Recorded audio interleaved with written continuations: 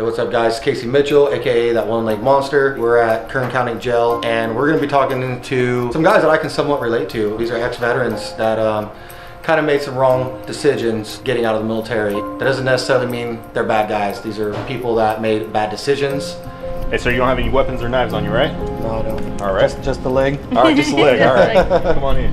I'm gonna speak to them today and maybe shine some light on them. Maybe have them relate to me and see where I've been and what I've overcome to now have the success that I have. Let's see if we can change some of these guys' lives, at least change some of the thinking that they have going on in their heads, and show them some positivity and show them that, you know, there are people on the outside that care.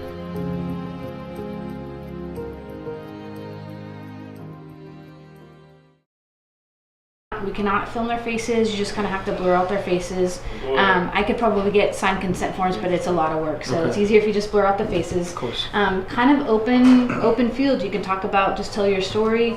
You know, if you cuss, that's okay. They hear it all the time. They cuss themselves. I just really want to motivate them, and you know, this is a jail setting, so we try to minimize risks, but we want to maximize, you know, their rehabilitation efforts. And I think that your story is amazing and super inspiring, and we would just love to have you go in there. I'm super excited that you're here. Thanks. Yeah, that's good to know, because that's what I was going to ask you about, was like the whole, you know, like the cursing thing. But I just feel like, especially if they're vets, I know how they talk, right?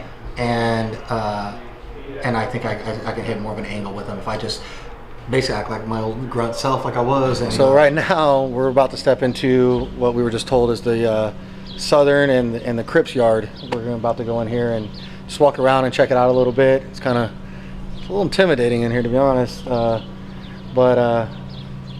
let's just go check it out. I mean, I've never done anything like this, never been in a jail cell like this. We have some pretty good guards with us right now, but like I said, this place is it's the jail, man, and it's not somewhere I ever want to be, and hopefully we can talk to some people and maybe change their outlook on life and maybe not want to be here either.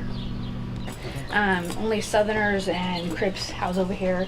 Bloods and Bulldogs and Norteños house over there because they don't play well together. Yeah, of course, yeah. So basically, back in the day, like I said, everybody used to come out and play together, and now they only play in their own little yard. Okay. I know there was some of you guys. Who'd you guys serve with? Army. Army. Yeah, you know, you remember your units? No. Divisions? Now, how long ago? What years? Oh my God. 91. Man, 90, man. Right after I got out of high school. I was 6. I was 6 years old, man. Yeah, and you guys are already doing shit, huh? But you know what I got out of it, man, is never quit. What's that? What I get out of life and what you're doing, beside your injury, never quit. Never give man. up. Never quit, no excuses. No excuses. You know no excuses. No regrets. Yeah. So any of you guys out soon or what? We pray that we're out next month. Next month, sir. Yeah. You guys live from this area? Yeah, we live in Bakersfield. Man. Good stuff. Yeah. We're gonna do right now or what? Oh, absolutely. Yes, absolutely. We're done. I tell people, man, like, you know, sometimes you got to go back to those, you know, that old military style. Back to And fundamentals. we're not in the military anymore, but we still got to act like it. You know what I mean? You know, you were in the military and then you went through some bad shit, and now you're here. You know, and it's not that you're bad dudes, just made mistakes. Bad choices. Bad choices. Bad choices. You know what I mean? Bad choices, man. And appreciate so, it. all right, we're Thank brothers, you very guys. much. Yes, All sir. right? Yes, sir. Let's do right, all right? All right. How you guys doing today? So yeah, like you said, my name's Casey Mitchell. I'm from the Central Valley. I grew up in Exeter, California. Graduated 2003, so I'm 31 years old now. Joined the military about 6 months after high school. Grew up kind of just being kind of in trouble a lot, so I wanted to get up out of there, join the military. And went down to the recruiting station, and I remember going in there and them saying, "What do you want to do?" And I said, "I don't know, I just want to be in the shit," because the war was going. And how many of you guys are veterans in here? It's a whole bunch of you guys. All right, cool. So you guys can relate to what I'm saying, okay?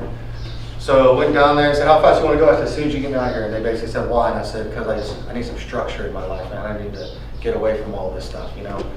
So I enlisted. A week later, I'm off to Fort Benning, Georgia, to infantry school.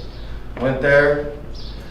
They said, "You want to jump out of planes?" I said, "You gonna pay me to jump out of planes?" "Hell yeah, I'll jump out of planes." So jumped out of planes, and I went to my first duty station, North Carolina, 82nd Airborne Division up there. And 6 months later, I'm now a 19, 20-year-old guy sitting in Baghdad in 05, 06 in one of the hottest times of the whole entire war in Iraq. Had to, did what I did for the whole year, moved through it, pretty well, lost some guys, dealt with some struggles with myself when I got back, kind of sat back and said, man, you're a grunt. This is what you do, this is what you signed up for. You're a fucking man, like man the fuck up and get your shit right? So that's what I did.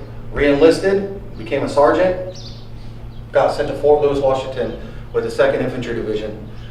Was up there setting up a brand new unit that was getting ready to be the first striker brigades that ever touched down in Afghanistan, and we were going to be going into Kandahar and basically sweeping that whole entire area, the whole RC South, that was our area. We were going to go there and sweep that whole entire thing. So, started training my guys up for that. Eventually, about a year and a half later, finally making that deployment over to Afghanistan in 2009. Got there, and we weren't 2 weeks in, and one of my team leaders was killed right in front of me. Stepped on a pressure plate ID, blew to pieces right in front of me. Deal with that all the time, okay? My battalion alone ended up losing 38 soldiers. 38.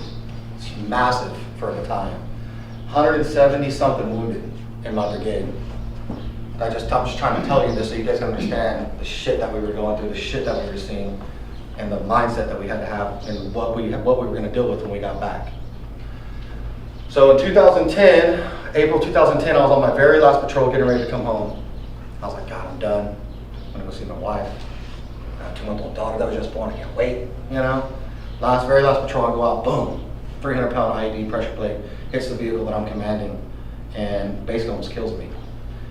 So I'm now sitting in this sorry-ass countries, in the sorry-ass country on the dirt, bleeding to death, trying to stay alive. And I'm sitting there in my head, I'm like, I'm gonna die in this sorry-ass country, And you can't understand the feeling of that you're thinking that that's it right there, that's it. Luckily, my medic that was there, he was great, he was on it. I was able to stop the bleeding that I was having, and I was able to get medevac to Kandahar Air Base, where I eventually went to Germany, where in Germany I almost died several times due to blood clots, to where they almost had to fly my wife out to come see me. I ended up finally getting stable, getting sent to Walter Reed Medical Center down in Washington, D.C. And I was in ICU for a month, and I was bedridden for 4 months. Didn't see the light of day for almost 6 months. Tried to go through all the recovery that I was going through. I was on insanely amounts of painkillers, methadone, Dilaudid, Oxycontins, ketamine. I was on all those at the same time. At the same time, okay, trying to kill this pain off that I had. 3rd-degree burns. I was trying to save my left leg, right leg all blown out, my arm. You couldn't even touch me with pillows. You can't touch me with your fingers. You can't touch me with anything without me being in agonizing pain. So I'm in there going through all the recovery. November of 2010, I decided to have my leg amputated. I just couldn't handle it anymore, couldn't save it anymore, and I decided to make that decision to amputate my leg. I finally get through all that recovery. I go down to San Diego. I transfer out from Walter Reed to San Diego to start working on my right leg because I had my knee blown out, my ankle and stuff blown out. I'm doing everything I can, thinking I'm going to come. Well, I'm in the Army, so I'm going to stay in. I'm not going to. This is what I do. I've been doing this, for 7 years. It's my livelihood. It's what I do. Well, that didn't happen. They decided to tell me that there's nothing we can do with you anymore. You're kind of done, So I said, so what's that mean? And they said, well, we're just gonna have to go ahead and medically retire you. And I'm sitting there like, what the fuck am I supposed to do now? This is my life. This is what I did. Now I'm banged up, and I didn't look like I did now. I was 150 pounds. Skin being this tiny. I'm telling you, I looked sick. I couldn't move. I couldn't stand like this for long periods of time. I couldn't walk around very good for long periods of time. So, yeah, they said, you're out. I said, well, what the hell am I going to do? I said, well, I guess I'll figure it out. So I retired. I decided to move to Bakersfield. My wife wants to become a nurse, so we knew they had a really good nursing school here. And we're all men here. I'm not gonna lie. I don't want no woman putting the bread on the table. I don't want to do that shit. You know what I mean? I want her to go do what she's gonna do, but I don't want to be the one that's at home while she's out busting her ass. And you know what I mean? So I get back and I'm like, okay, I got to figure out what I'm going to do. She's busting her ass at school. My daughter's in school. I'm sitting around not doing nothing. So I grew up working on dairies. So I was like, well, I'm going to go back out and try to work on these dairies. So I drive around early in the morning and I go jump dairy to dairy trying to say, hey, can I work? You know, I need to make some money. You know, I'm not getting paid from the government yet. So I'm here, new city, no job, no money, and taking my all my pain-killing medicine just to make it to where I could go to the job and stay on the job all day. And even then I couldn't. I wasn't capable of being able to stand for long periods of time, bend over real good, pretty much do anything real good, you know? So therefore the dairy thing was just totally out of the question. So I ended up going into a very, very depressed state. My body's been taken from me. I was an athletic guy. I was an MMA fighter for 5 years while I was in the military. My body's taken away from me. My career's been stripped from me. And now what? I'm supposed to sit my ass at home and not do shit? So I got depressed. I started using my painkillers, not for pain. I started using them to just put my mind in a whole different area. I literally remember sitting around, drinking Pepsi, drinking beer, eating Doritos, eating pizza, and fucking playing Call of Duty for 3 days straight one time because I was all high on the Oxycontins that I was taking. I finally got lucky a year later, and I'm telling you, a year, you guys, this is a long time of your life to be just wasted, to just be thrown away because you can't get it back. The things that I've accomplished in a year that I think about now, and this last year what I've accomplished, man, what if I would have started another year? That year that I lost, what if I would have started then? Maybe I'd be completely somewhere else. Maybe I'd be way up higher than what I'm doing now. So I got lucky, okay? I had an eye-opening experience for me. My wife and daughter wanted to go to Disneyland, okay? I was like, yeah, let's go. You know, shit, why not? Me knowing that I probably can't walk Disneyland very good, I said, let's just go. Let's do it. So we did. It's my daughter's 3rd birthday. I want to take her, you know. It's the love of my life right there, you know. So we went. We went to do a 3-day thing at Disneyland. We stayed in Disneyland Resort, which is right on Disneyland. I mean, you walk outside, you're in Disneyland. I couldn't walk a fucking block without having to sit down. I started sweating profusely because I was in pain. I'm mad at myself. I start taking my pain pills. Doesn't work. So I sit there and just start taking them now. Now I'm just taking them to get my mind off this again. Now I'm walking around Disneyland, high as a kite, being an asshole, sweating, can't enjoy it. My wife and daughter are trying to have a great time, but you got some asshole walking around with you, you know, in pain and stuff, you know. And I remember just looking at my daughter and just being like, damn, I can't. Like, I remember just I have a picture of her. I'm holding her and I'm just looking at her like, I can't even enjoy this with her. And I said, you know what? Told my wife, I looked at her, I said, you know what? Fuck this. When I get home, I promise you, I'm gonna get my life, I'm gonna get my shit together. Got home, no joke, right when we got home, because we only lasted 2 days at Disneyland, we didn't even do the full 3. Went home, went into my medicine cabinet, walked in, grabbed every pain pill that I had, hundreds of them, and immediately flushed them down the toilet. Why? Because if I didn't get rid of that toxic shit, it's gonna be sitting there, and I know it's in there. I had to get that shit out of my life. And I even went and took a step further.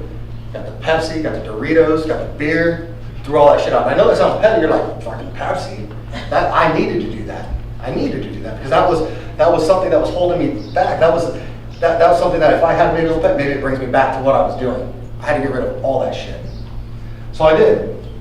And I went through 3-4 days of hell, of withdrawals, sitting in a room, my house, in my bedroom, my wife trying to give me soup and whatever, cold flashes, heat sweats, everything, just sick as fuck. I'm sure some of you guys can probably know what I'm talking about, man. But I beat that out, you know? I got through it. I said, all right, now what? Now I'm gonna take my ass to the gym. I'm gonna get myself in shape. And I was only doing that for me and my daughter, because I wanted to, next time I go to Disneyland, I wanted to walk that shit with her, you know what I mean? So I did. I started just going to the gym just for myself. That was my release. That was my Oxycontin, was that iron over there that was sitting over there. That was my shit. That's a great addiction to have, right? I mean, realistically, that's a pretty good damn addiction. Get all big, if you're single, go to the beach, look good for the ladies, you know what I mean? I just wanted to get myself in shape, so I did. And I went every day. And when I got there, I was insecure with my legs, my body. I wore sweatpants, didn't let nobody know, didn't talk to nobody, but I went there for me. And I finally ended up meeting a couple guys. They didn't know what I was going through, but I just said, hey, can you please make sure I'm here every day? Can you just please make sure I show up when you guys show up? And they were like, we got you. And they did that for me. I ended up doing that. I ended up getting into some damn good shape. I had people coming to me like, dude, you're so motivational, man, what you're doing with your life, like going through what you've been through, and now you're doing this, and there's people that are so out of shape, and you're in here doing it, and they have no excuse. And I was like, damn, I like that, no excuses. That's the thing I use now, no fucking excuses, man. You have no excuses to not better yourself. Only you can control that shit. If I can do it, you can do it. Okay, and that's what I tell these guys, especially the guys in the fitness industry with me. You know, there's people that they sit around and they get their handicap placard, and it's just they get a handicap placard because they're overweight. That's sad, man. It's sad. You know? If I can do it, you can do it. Okay? So, I had all these people telling me, it's like, you should start a social media thing. Get yourself, you know, let people see what you're doing. The things you've overcome your job being taken from you. You've overcome drug addiction. You've I've basically almost had a divorce. So I've been almost through a divorce with my wife because I was an asshole. Okay? So I've been through it. I've seen traumatic shit happen. I've seen people die in front of me. I've lost my best friends. Okay? I've seen it. So I was like, well, maybe I'll start doing that. So I started using what I've been through and what I was now doing.